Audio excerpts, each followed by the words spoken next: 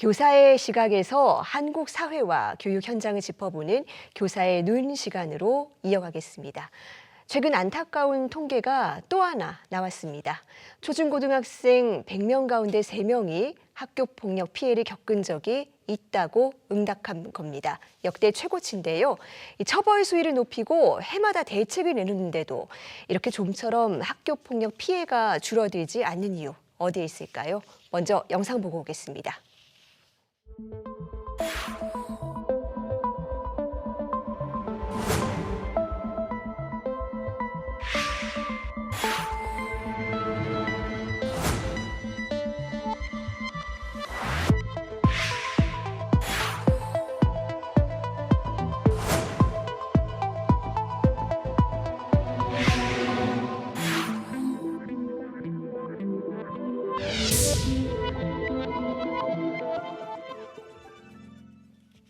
네, 학교 폭력을 줄이기 위한 해법, 현장의 목소리 자세히 들어보겠습니다.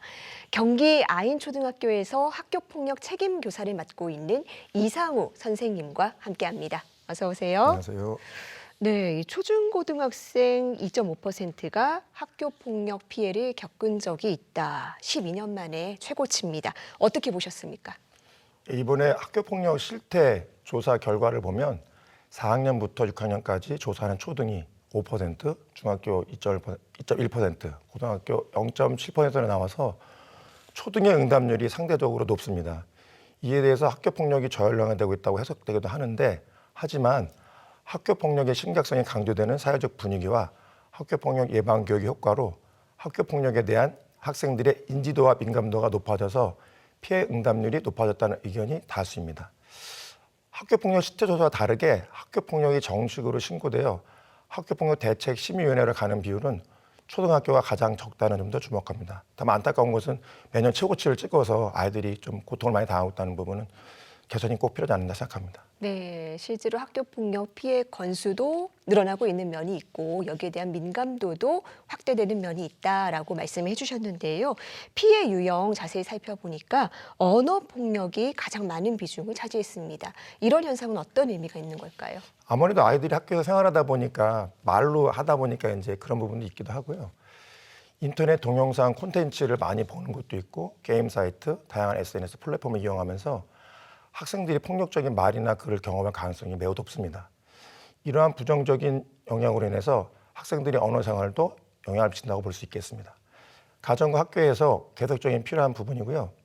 또한 언어 폭력 외에 학교급이 높아질수록 집단 따돌림, 사이버 폭력, 성폭력이 증가하고 신체 폭력, 강요, 금품갈취는 감소하고 있습니다. 한마디로 물리적인 폭력은 좀 줄어들고 관계적 폭력이 증가하고 있다라는 말씀을 드릴 수 있고요.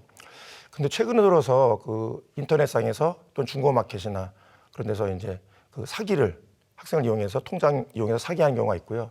그리고 문화상품권이나 기프티콘을 학생들이 유인해서 친근하게 하는 척하면서 학생들의 어떤 신체 사진이나 어떤 그런 부분들을 전송시켜 가지고 피해가 매우 커지고 있습니다. 보통의 어른들도 보이스피싱에 당하는 것과 비슷하여 학교에서도 반복적인 예방 교육을 하고 있지만 워낙 교묘하고 학생들이 당하기 쉬우니 이에 대한 부모님들의 각별한 교육이 필요하다고 하겠습니다. 네, 사이버 폭력부터 성폭력까지 정말 은밀하고 집요한 형태의 폭력이 점점 늘어나고 있다는 얘기인데요. 자, 그런데 거꾸로 이 통계의 함정도 있다고요? 예, 그렇습니다. 실제로는 학생들이 미성숙한 면이 있어서 학교에서 욕설이나 툭툭 치는 행동 등 하루에 수없이 그런 일을 경험하긴 하거든요. 그런데 현행 학교폭력 예방법에 따르면 그것이 모두 학교폭력의 정의에 해당합니다. 그런데 학생들이 그런 것들을 학교폭력 피해로 응답하지 않는 경우도 사실 있어요. 또한 통계가 담지 못하는 부분이 있는데요. 학교폭력이 해결된 사안의 경우는 보통 피해 응답에서 제외합니다. 반대로 친한 친구들 사이에서 일상적인 갈등 수준으로 볼 수 있는데 그런 일까지도 학교폭력으로 응답하는 학생들도 있습니다. 교육부의 학교폭력 관련 한 시민단체에서 표본단체를 하면 피해 응답률이 약 6에서 9%로 약간 높기도 합니다. 만약 학생들이 솔직하게 모두 응답한다면 학교폭력 피해 응답률은 더 높아질 거라고 봅니다. 다만 현재 법령을 보면은 그것이 과연 학교폭력 처리로 다 다루는 것이 아이들에게 도움이 되고 그리고 성장하는데 나아질 것이냐 여기에는 많은 좀 의문이 따른 건 사실입니다. 네, 그러니까 이 통계 자체도 역대 최고이지만 알려지지 않은 피해를 종합하면 더 커질 수 있다라고 추정을 해주셨는데요. 최근에 더 문제적인 경향이 있다고요.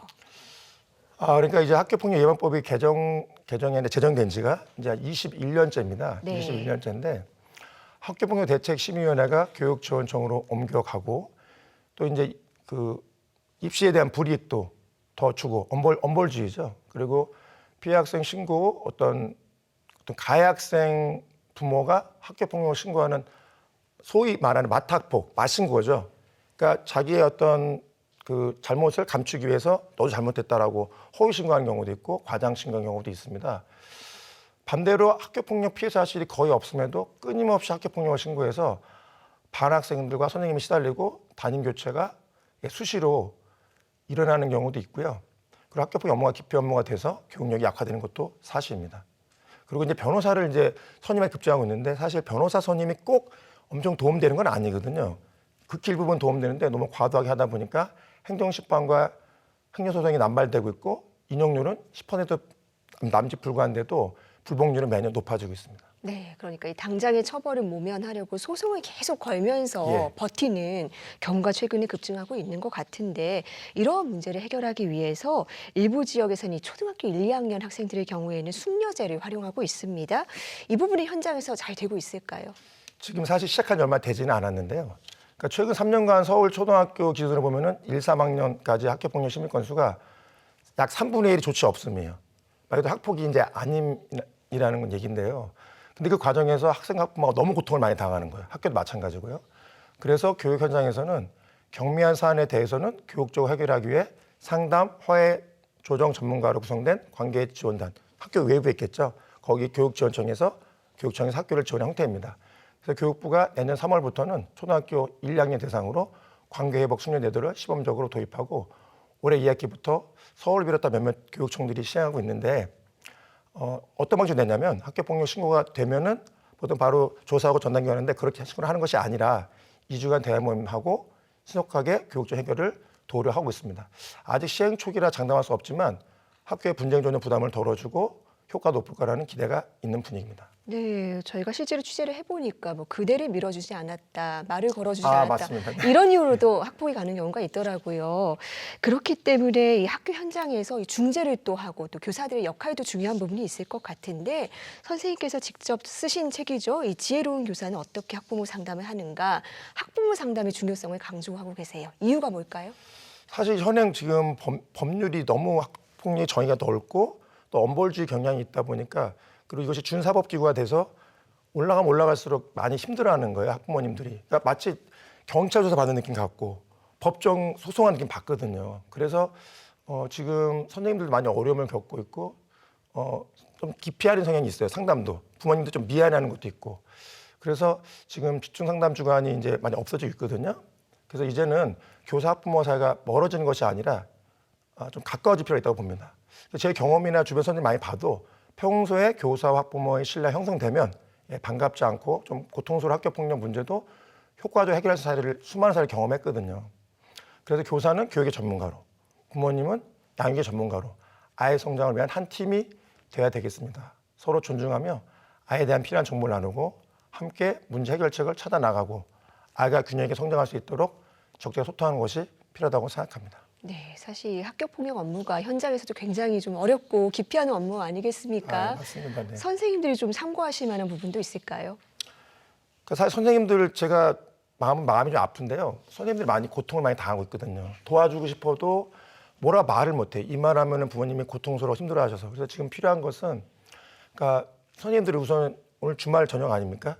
그러니까 EBS 잘 보시고 좀 쉬셔야 돼요. 네. 잘 주무시고 또 쉬고 가족과 좋은 사람들 많이 만나시고 그러고 나서 좀 시간이 나실 때 의사소통 기술, 비폭력 대화나 회복적 생활교육 이제 공부하시면 좋을 것 같고요.